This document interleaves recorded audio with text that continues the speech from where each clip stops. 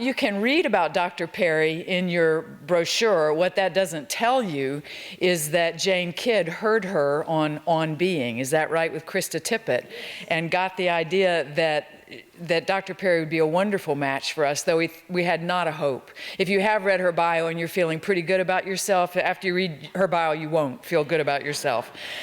When you look at the study she has done, that she teaches in 3 different programs at Princeton, that she's the author of a couple of books I want to say more about in a second. But when she did say that she would join us, there was much shrieking at Piedmont College. Is that fair to say? There was much jumping up and down and many exclamation points in emails. So we are so honored that you were here. I just bought your 2 books, which I look forward to reading, but the one that jumped out at me right away, there was Prophets of the Hood in 2004, and then there was a book called More Beautiful and More Terrible. There is a book in 2011, and I went right away to your chapter called Telling Tales Out of School, about the work, the power of racial narrative that shape our behavior, the narratives of race that shape our behavior, that contest each other, the stories that contest each other, and that are more profoundly affecting on us than oodles of data, because they encompass the rational, the affective, the physical, and spiritual dimensions of human experience. For that reason, I am so happy that you are here to be part of this conference, and I invite you now to take this place. Thank you. Good morning. So I want to begin by thanking everyone who had a hand in me coming here, the administration and faculty at Piedmont. And I want to particularly thank Jane Kidd because I'm really logistically challenged. And so I have a really hard time, I'm always excited about talking, but I have a hard time sort of getting myself together to make travel arrangements and things. She was incredibly generous and patient. And so it's just sort of, I appreciate that, and I'm glad to be here. And I also, I make choices about where I speak that have to do with, I think, the sort of the values and the message behind the event. And doing an event in honor of Lillian Smith was immediately moving for me. And I want to begin with a quote from her. I think she's a guidepost for us in the present moment. She wrote, it is a great challenge, perhaps our one big chance to strengthen our democracy here at home. If we meet it well, we shall at last be living our beliefs, measuring up to our responsibilities. And this knowledge, this lifting of a burden, which has been on our conscience so long, will quicken our imagination and release our energies. It will enlarge our sympathies for people everywhere who too are changing, who too are searching for something real and abiding to compose their lives around. Lillian Smith wrote these words in 1955 in the aftermath of the Brown v. Board of Education opinion, which declared legal segregation in schools unconstitutional. There is cautious wisdom and hope in her words. The civil rights movement, or perhaps better said, the freedom movement, had moment after moment of hope, and then hope dashed, transformation, and then retrenchment. In the end, more battles were won than lost, but we still live with a legacy weighing us down and even distorting us. Last weekend, I was supposed to go to Selma, but illness prevented me from going there. But I watched some of the coverage on television, and I must admit it was with deep ambivalence. Legions of dignitaries, presidents, senators, celebrities recrossed Edmund Pettus Bridge. 50 years later, there were no billy clubs, no bloodied freedom fighters, but Selma is far too much the same as it was 50 years ago. The struggle waged that changed the nation and even the world by regular people did not grant them more prosperity. The town is 80% Black with a 43% poverty rate, which of course means far more people are poor than just 43% because the poverty rate is unconscionably low in this country. It is a third more poor than the rest of Alabama, which is not exactly an affluent state. It's my home state. Now last year I attended the 50th anniversary of Freedom on the campus of Tougaloo College in Jackson, Mississippi, a historically Black college. And I took my sons with me. And I was incredibly excited to introduce them to leaders of the civil rights movement, as well as youth organizers who were brought to sort of come to sort of a common ground and reinvigorate the movement there. Groups were there like the Dream Defenders of Florida, the Ohio Students Association, members of Black Youth Project in Chicago, many of the organizations that are at the forefront of this sort of current rebirth of the movement. And yet, painfully, as we walked around campus, right, this campus filled with freedom fighters, we crossed paths with prison laborers who worked on the campus in stripes, who were all young Black Southern men. The unfinished business of the movement has at least two parts. One consists of the elusive dream of Dr. King. And as an aside, I generally like to speak about other activists and organizers when I talk about the movement, because so many of the others who were essential to the movement get such short shrift, but I cite him here and now for a particular reason. So there's a difference between our celebration of him as a leader and a martyr, a national celebration, right, and our adoption of his dream. Right? The gap between the celebration and our willingness to adopt all the elements of his dream is quite vast. It's wise to remember that he died in a generally disfavored status in this country. Right? He'd begun to speak stridently and righteously against militarism and neocolonialism, against economic and political exploitations. He'd had a rock hit him in the head during the open housing marches in Chicago in 1966, and remarked then that he had seen many mobs and demonstrations in the South, but never anything so hostile as what he encountered in Chicago. He called it worse than Alabama or Mississippi. While there, as in Memphis, where he was murdered, he was organizing on behalf of workers. Like many of his compatriots, he believed in unions and other forms of organized labor. While the nation adopted laws consistent with his dream regarding segregation, the inherited economic inequality remained largely untouched, and over the years, unions have been weakened and even absent in some sectors. There are programs here and there, affirmative action, set-asides, drops in the bucket, compared to generations of economic inequality. The smallness of these gestures necessarily means the vision of the beloved community that he shared with us, the host, would fail. To sit at a lunch counter without the ability to pay for lunch is a cruel sign of that which is necessary also sometimes being insufficient. Similarly, being able to work at a lunch counter without being able to earn a living wage doesn't leave us with equality. And the other unfinished business of the movement was what I took the work of my second book to be, and consistent with what John Blake just shared with all of us. It's really about getting a language to explain how contemporary racial inequality works.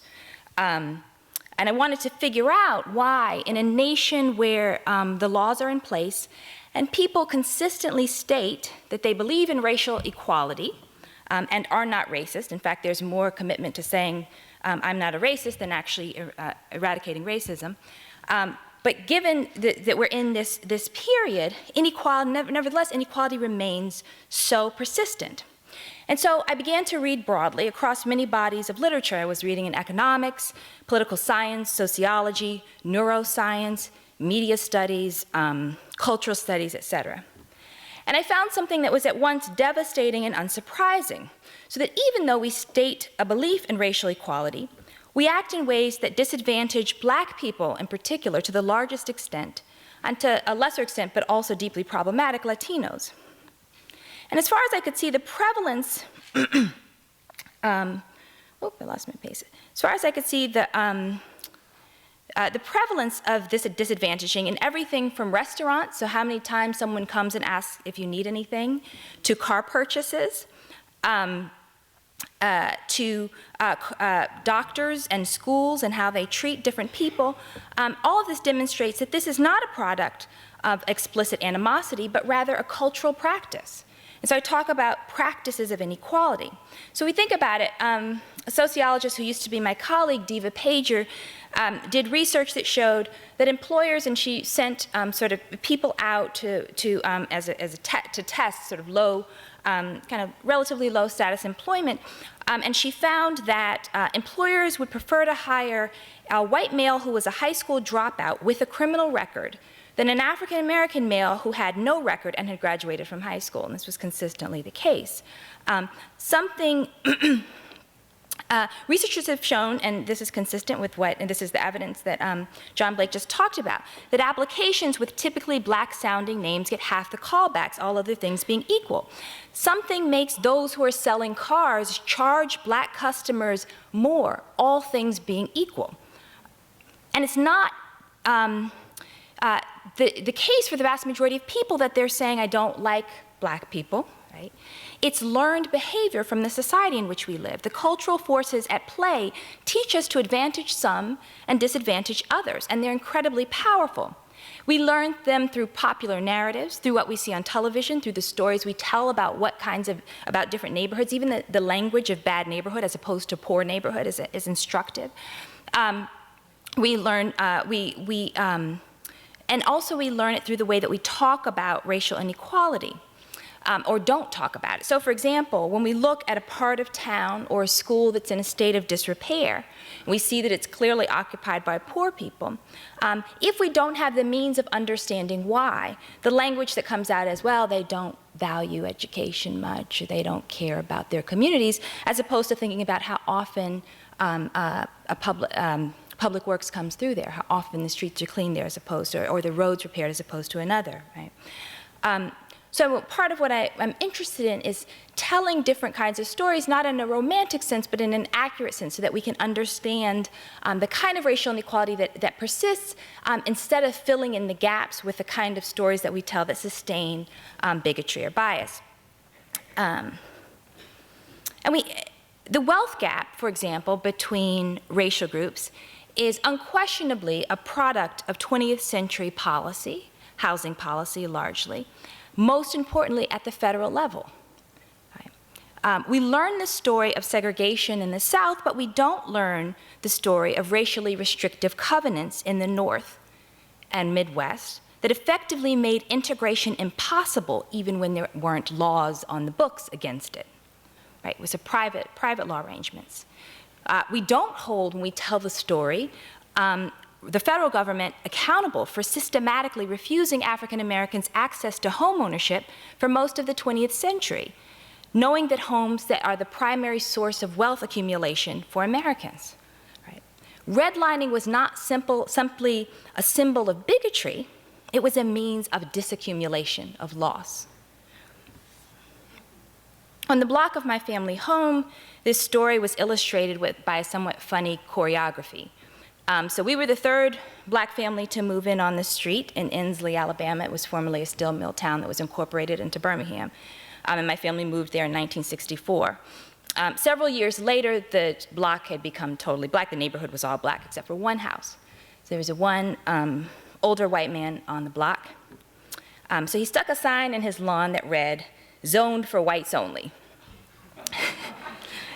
And each morning, the teenage boys on the block would kick down his sign on the way to school. And each night, he'd put the sign back up. And this choreography, this dance over property happened over and over again. And it was representative, I think, of the resistance to change, the resilience of bigotry, right? And this is, too, the story of why we can't get unstuck from racial inequality.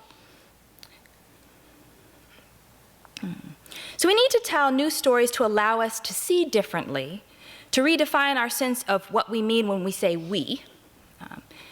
If perhaps too overblown and unsustainable, the Occupy Wall Street movement began to do this by calling us the 99%.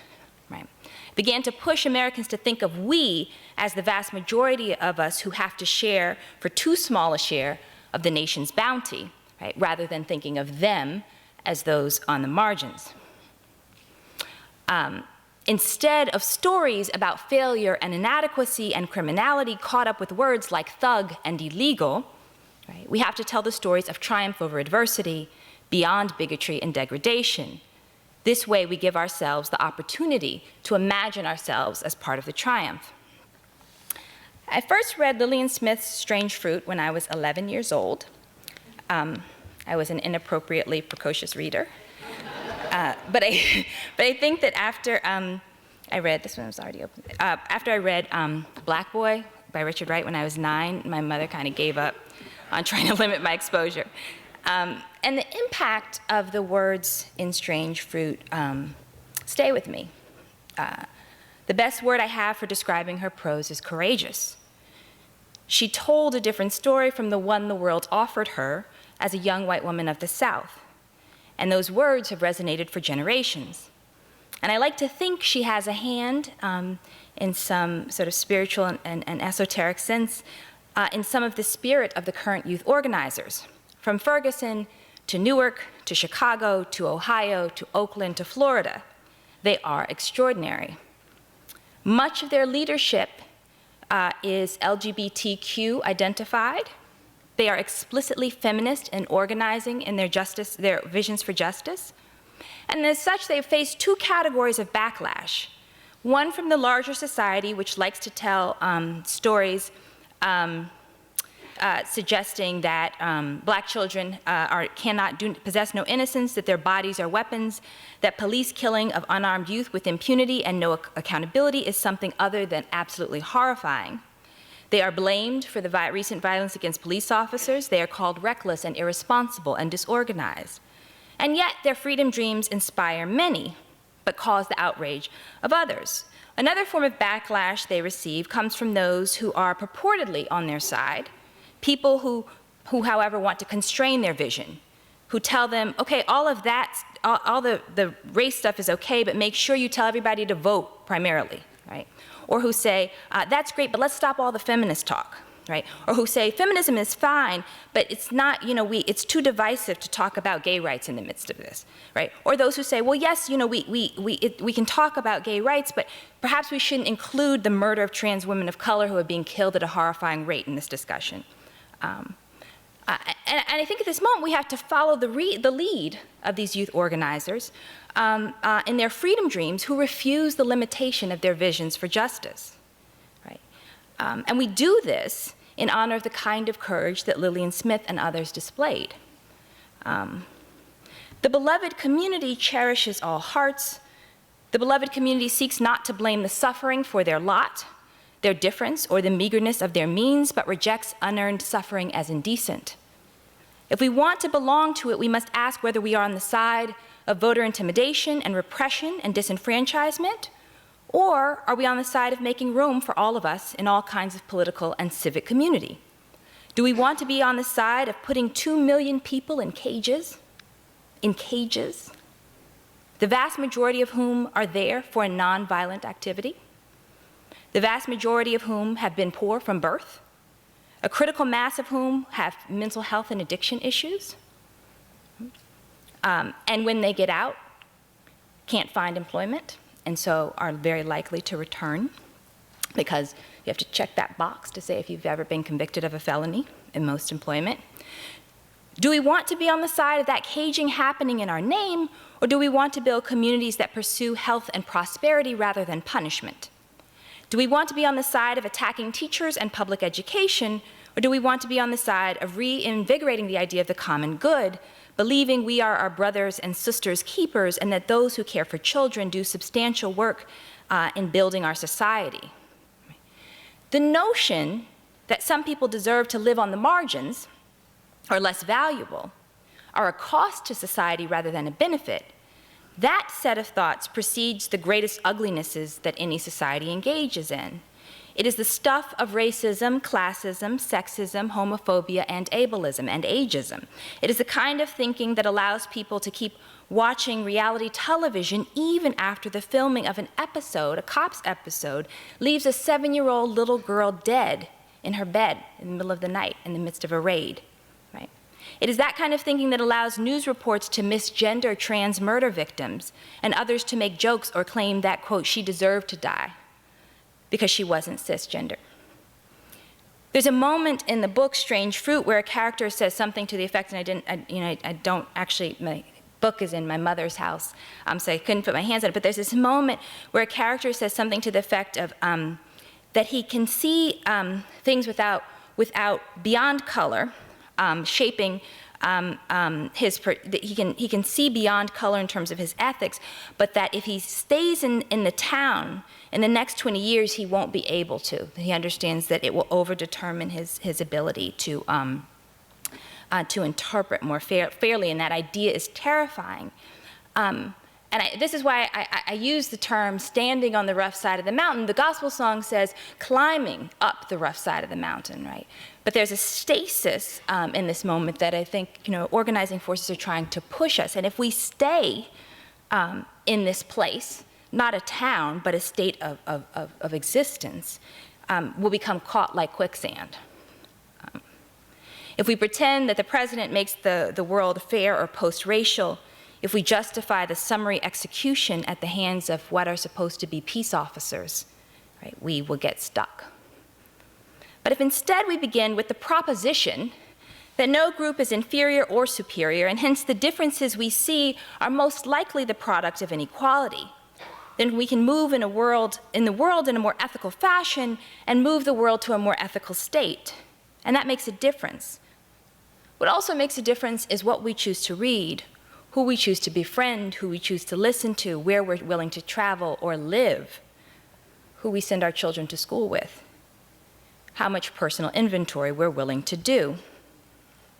This moment demands just as much of us as it did for those who worked for justice in the 40s, 50s, and 60s. I often talk about, I describe my birth as 9 short years after the 16th Street bombing and 2 miles away from it. It's 9 years minus 10 days.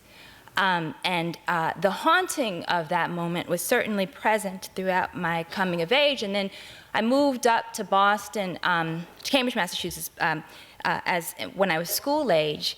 And there, the haunting was of the violence with respect to the busing movement, right? So the shadows carry through a lifetime, and in some sense, things are getting worse. The relative wealth in the past 8 years has halved. Relative wealth for Black Americans versus white Americans, Black Americans have lost, I mean, not quite half, 40% of their relative wealth. And we can see in this spate of extrajudicial killings something about the state of the world. Up until 1992, a police officer in Chicago, John Burge, tortured hundreds of suspects in ways akin to how enemy combatants are treated. He forced confessions with violence and terror.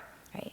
And torture is widely understood, and in bodies of research as being both ineffective and a violation of human rights. This is not abroad. This was in the city of Chicago. The city of Chicago spent $20 million defending him once he was brought to trial. He was convicted, ultimately.